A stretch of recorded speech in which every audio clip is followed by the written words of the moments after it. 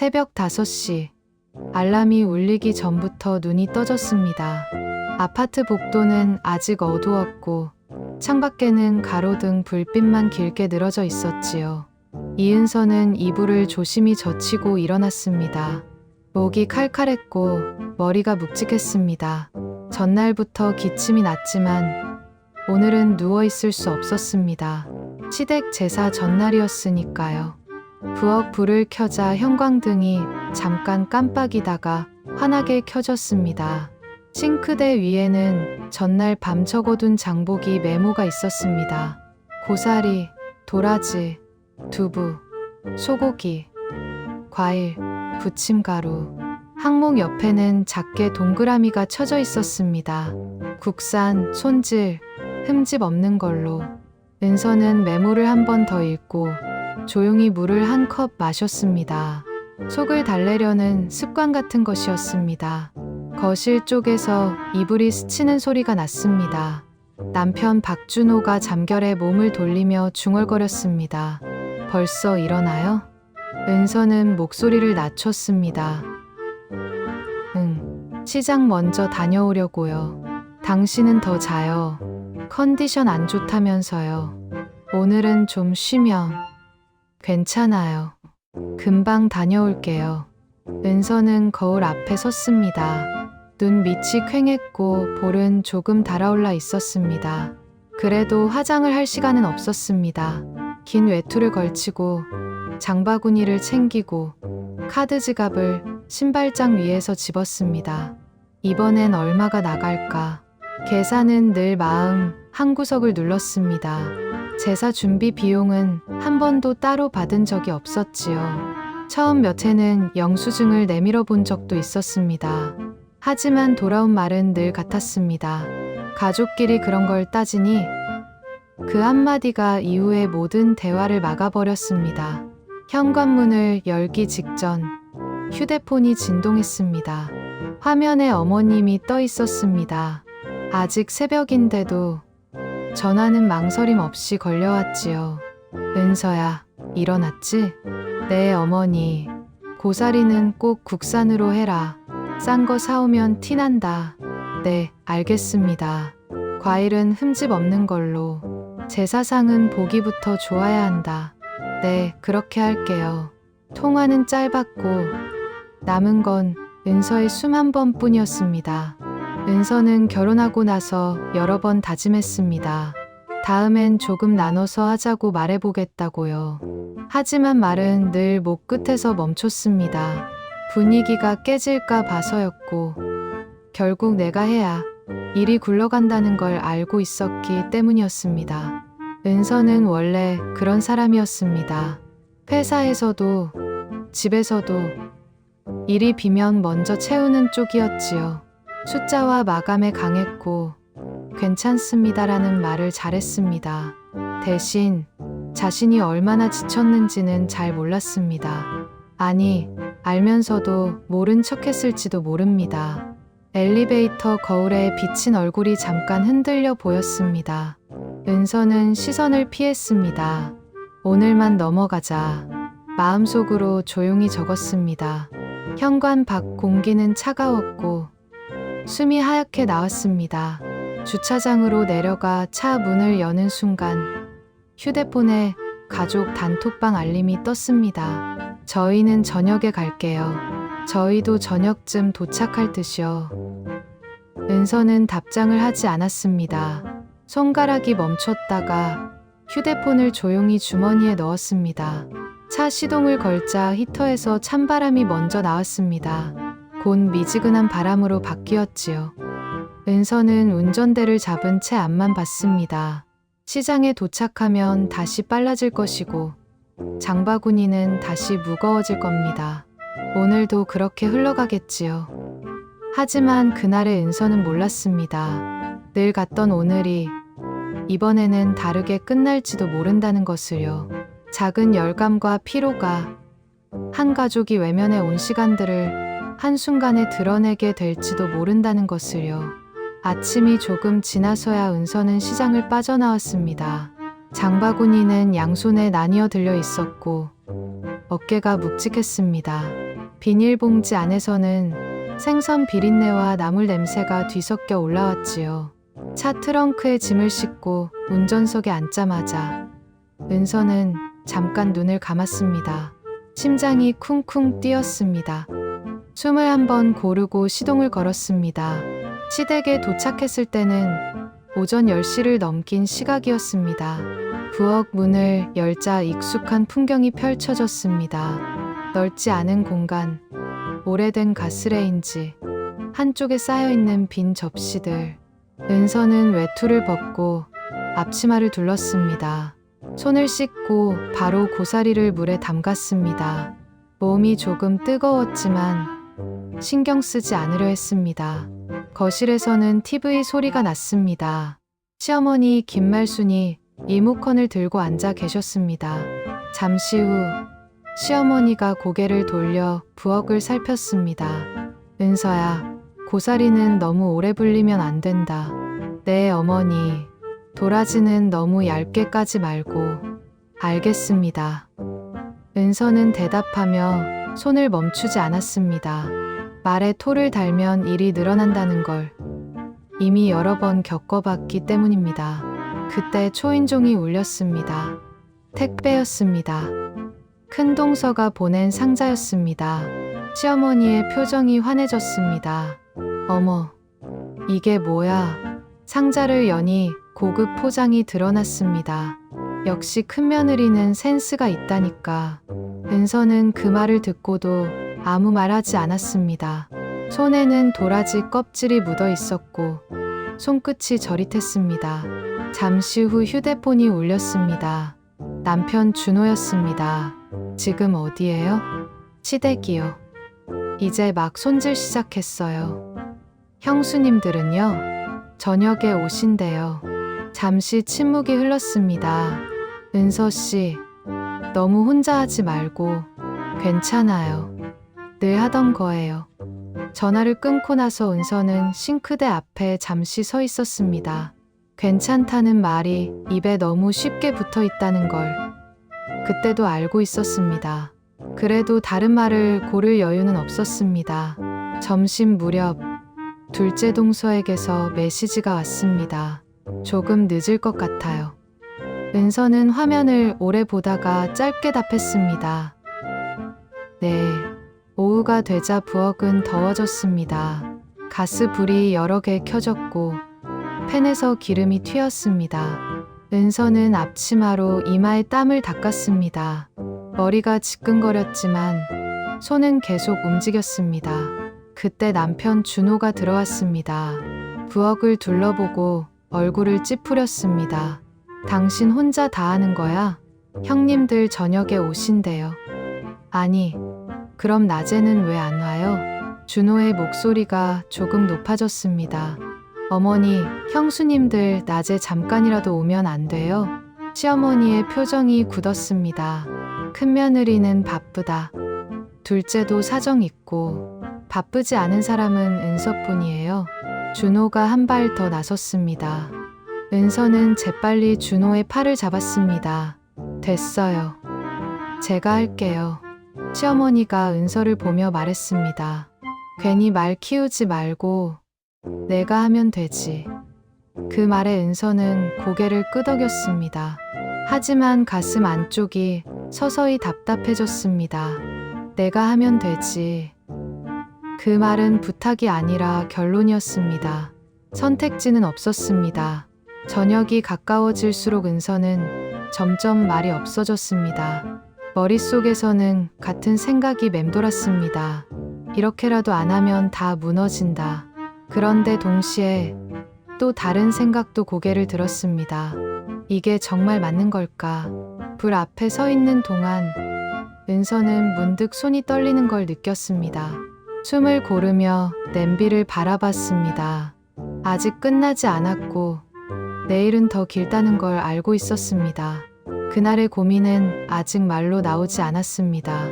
다만 은서는 처음으로 이 흐름을 어디선가 끊어야 한다는 생각을 마음속 깊이 남겨두었습니다. 그 결심은 조용히 그러나 분명하게 세장을 향해 움직이고 있었습니다.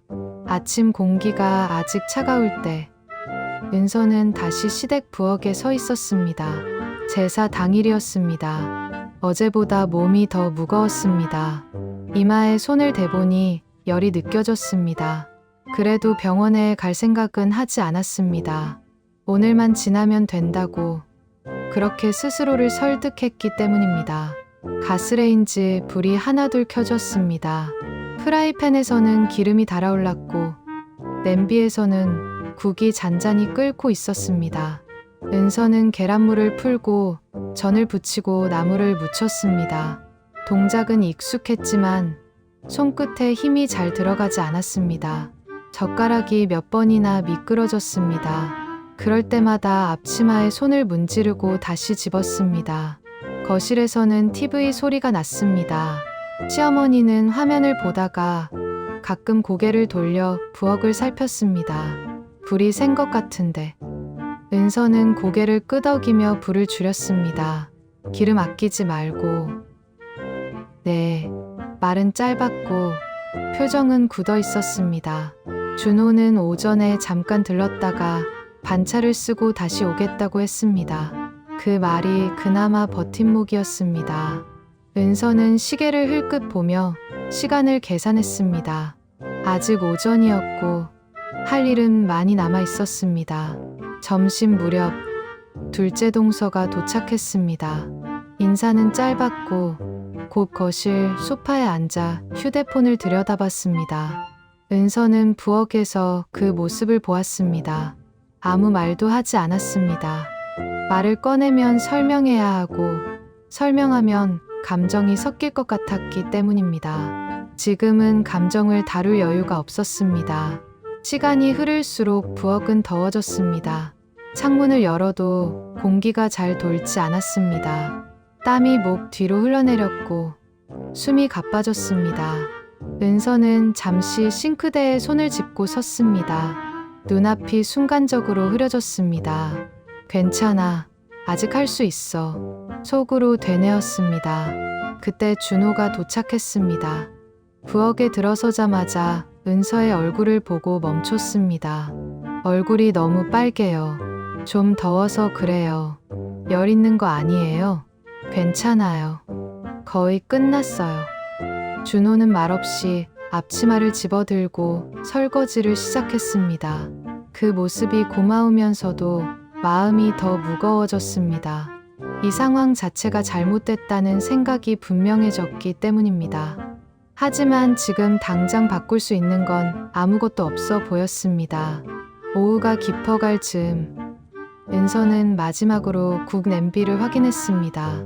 무가 익었는지 국자를 넣어 저었습니다. 그 순간 바닥이 살짝 기울어진 것처럼 느껴졌습니다. 시야가 좁아졌고 귀에서 웅 소리가 났습니다. 은서는 냄비 손잡이를 잡으려 손을 뻗었습니다. 하지만 손끝에 힘이 없었습니다. 은서야. 준호의 목소리가 들렸지만 이미 늦었습니다. 뜨거운 국물이 팔과 옆구리로 쏟아졌습니다. 짧은 비명이 나왔고 몸이 그대로 주저앉았습니다. 통증이 한꺼번에 밀려왔습니다. 숨이 막혔습니다. 사람들이 몰려왔습니다. 그중 가장 먼저 들린 말은 시어머니의 목소리였습니다. 아이고, 국은 어떡해. 그 말이 이상하게 크게 들렸습니다. 은서는 아무 말도 할 수 없었습니다. 준호가 그녀를 안아들었습니다. 팔에 힘을 주는 감각이 희미했습니다. 몸이 축 늘어졌습니다. 차 안에서 은서는 눈을 떴다 감았다를 반복했습니다. 준호가 계속 말을 걸었습니다. 조금만 참아요. 금방 병원이에요. 은서는 작게 중얼거렸습니다. 미안해요. 왜 그런 말을 했는지 스스로도 알 수 없었습니다. 병원 불빛이 보였고 문이 열리고 닫혔습니다. 그 뒤에 기억은 끊어졌습니다. 의식이 흐릿해지기 전 은서의 머릿속에 문장 하나가 떠올랐습니다. 이대로는 안 된다. 처음으로 분명하게 떠오른 생각이었습니다. 이 위기를 넘기지 못하면 다음은 없을지도 모른다는 예감이었습니다. 그리고 어쩌면 이 순간이 모든 것을 바꿀 시작일지도 모른다는 희미한 생각이 함께 스쳤습니다. 병실의 밤은 조용했습니다. 기계음이 규칙적으로 울렸고 창밖에는 불 꺼진 병원 건물이 보였습니다. 은서는 천장을 바라본 채 숨을 고르고 있었습니다. 팔과 옆구리는 붕대로 감겨 있었고 움직일 때마다 묵직한 통증이 올라왔습니다. 그래도 숨은 쉬어졌고 의식은 또렷했습니다. 살아있다는 감각이 먼저 왔습니다. 준호는 침대 옆 의자에 앉아 있었습니다. 고개를 숙인 채 손을 모으고 있었습니다. 은서는 그 모습을 오래 바라보다가 입을 열었습니다. 집은 괜찮아요? 준호가 고개를 들었습니다. 눈이 충혈돼 있었습니다. 괜찮은 게 아니었어요. 내가 너무 늦었어요.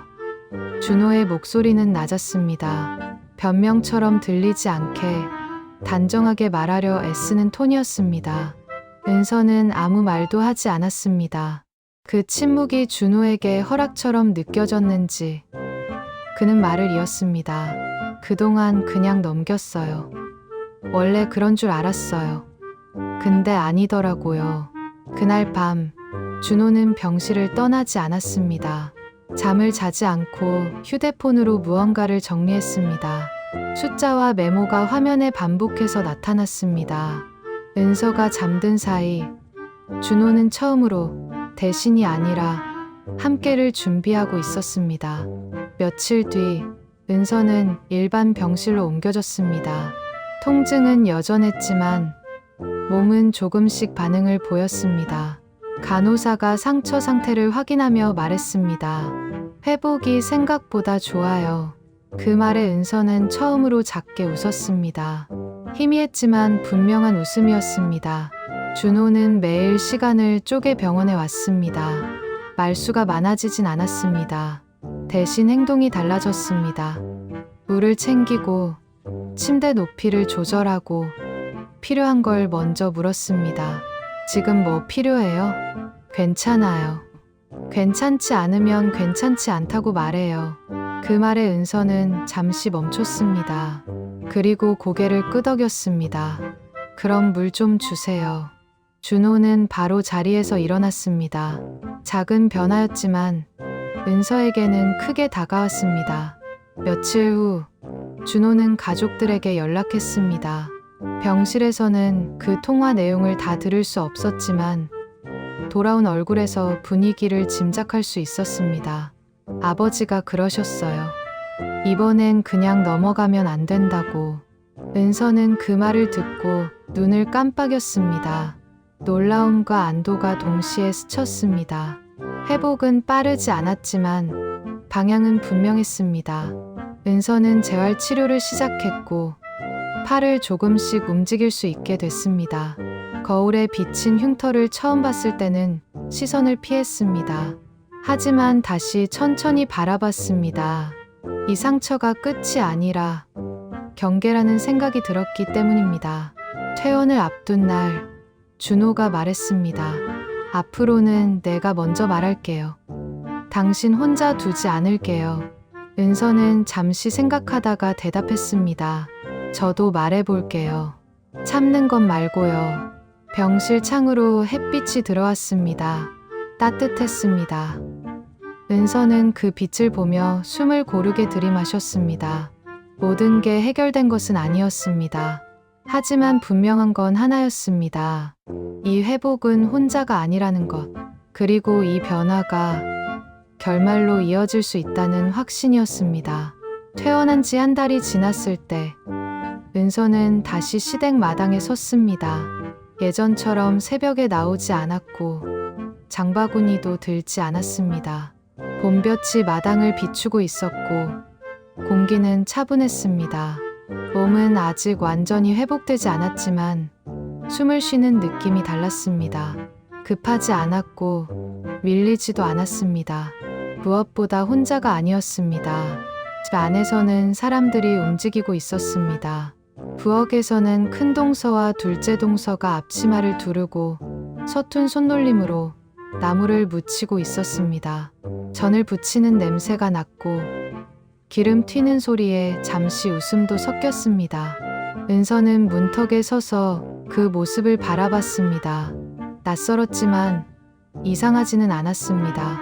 원래 이래야 했다는 생각이 들었기 때문입니다. 준호는 은서 옆에 섰습니다. 괜찮으면 잠깐만 들어와서 앉아 있어요. 은서는 고개를 끄덕였습니다. 네, 조금만요. 거실에 앉자 시아버지 박영수가 다가왔습니다. 예전처럼 말수가 많지는 않았습니다. 대신 은서를 똑바로 바라보며 말했습니다. 그동안 고생 많았다. 은서는 잠시 고개를 숙였습니다. 아닙니다. 아니다. 시아버지가 고개를 저었습니다. 이제는 그렇게 안 할 거다. 그 말은 선언처럼 들렸습니다. 옆에 서 있던 시어머니도 한숨을 내쉬듯 입을 열었습니다. 그땐 내가 너무 몰랐다. 은서는 그 말을 바로 받아들이지는 않았습니다. 다만 고개를 끄덕였습니다. 이해와 용서는 같은 속도가 아니라는 걸 이제는 알았기 때문입니다. 재산은 간소해졌습니다. 상 위에는 예전만큼 많은 음식이 올라가지 않았습니다. 부족해 보이지도 않았습니다. 다들 조금씩 도왔고 조금씩 쉬었습니다. 은서는 팔에 흉터를 가린 채 조용히 앉아 있었습니다. 누군가 대신 일하는 모습을 보며 마음이 묘해졌습니다. 억울함보다 안도가 먼저였습니다. 식사가 끝나고 은서는 마당에 나왔습니다. 바람이 불었고 나무 가지가 살짝 흔들렸습니다. 예전 같았으면 설거지 생각부터 했을 시간입니다. 대신 지금은 몸을 기대고 숨을 고를 수 있었습니다. 준호가 다가와 옆에 섰습니다. 이제 진짜 달라진 것 같죠? 은서는 잠시 생각하다가 말했습니다. 완전히는 아니에요.